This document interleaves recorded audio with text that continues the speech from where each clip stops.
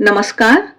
आइए सुनते हैं परमार्थ प्रसंग से स्वामी विरजानंद जी के मंत्र पर कुछ विचार।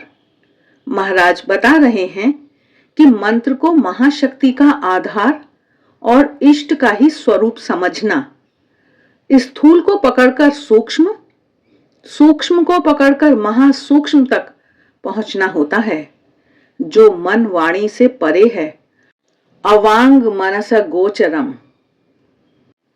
गुरु दत्त मंत्र की अप्राण साधना और उनके उपदेश को जीवन में पालन करने का प्रयत्न ही यथार्थ गुरु दक्षिणा है।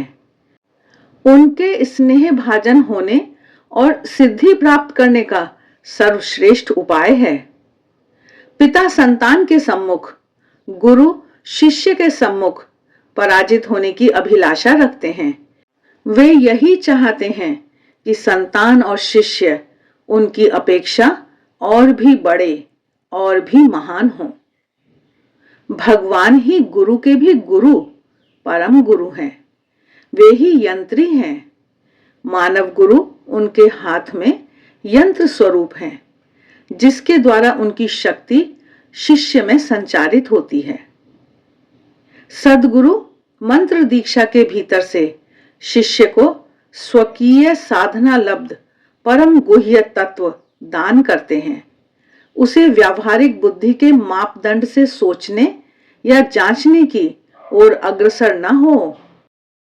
यह सब तर्क विचार की वस्तु नहीं है, गुह्य व्यापार है, सहज ही समझ में नहीं आता।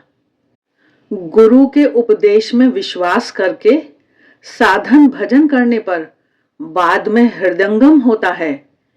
पर्दे के बाद पर्दा खुल जाता है। प्रतिदिन अंततः कुछ समय के लिए तो भी तो बैठकर जब ध्यान किया करो। समयाभाव, समय की कमी कि आंतरिकता का अभाव? सब काम करने के लिए समय मिलता है या समय निकाल लेते हो, वह चाहे 1000 तुच्छ काम ही क्यों ना हो, और 1 आध घंटा जप ध्यान के लिए समय नहीं मिलता। प्यास के लिए जैसे पानी का, भूख के लिए जैसे भोजन का, बचने के लिए जैसे वायु का प्रयोजन है, वैसे ही पारमार्थिक वस्तु लाभ के लिए जप ध्यान, प्रार्थना क्रिया आदि की विशेष आवश्यकता है। उसके लिए अभाव बोध जगाना होगा। प्रतिदिन की क्रियाओं के अभ्यास से वह क्रमशः उपस्थित होगा। उससे शक्ति संचय होगा। कितने ही लोग दीक्षा के बाद गुरु को कहते हैं, हम तो कुछ भी नहीं कर सकते, भविष्य में आप पर सब भार डालकर हम तो मुक्त हैं। इसका मतलब धोखा देना, कुछ ना करने का अभिप्राय। धर्म लाभ क्या इतनी सहज और सस्ती चीज है? जैसा भाव वैसा लाभ, और मुंह से कह देने से ही क्या भार समर्पित करना हो गया? वह बहुत ही साधना सापेक्ष है। अपने अहम की बलि देकर पूर्णतः आत्मसमर्पण करना पड़ता है।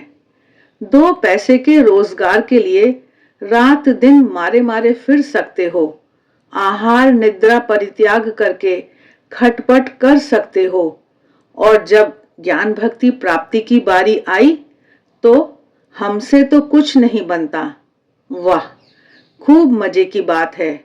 दिन ब दिन, मास दर मास, साल दर साल काया मन वाणी से यथा साध्य उपासना करने पर वस्तु प्राप्ति होती है। नान्यः पंथा विद्यते यनाय, अर्थात मुक्ति का अन्य मार्ग नहीं। आशा है महाराज के यह वचन, यह विचार हम ध्यान से सुनेंगे, समझेंगे और इन पर चिंतन व मनन अवश्य करेंगे। आज के लिए बस इतना ही। आप सभी की मंगल कामना के साथ नमस्कार।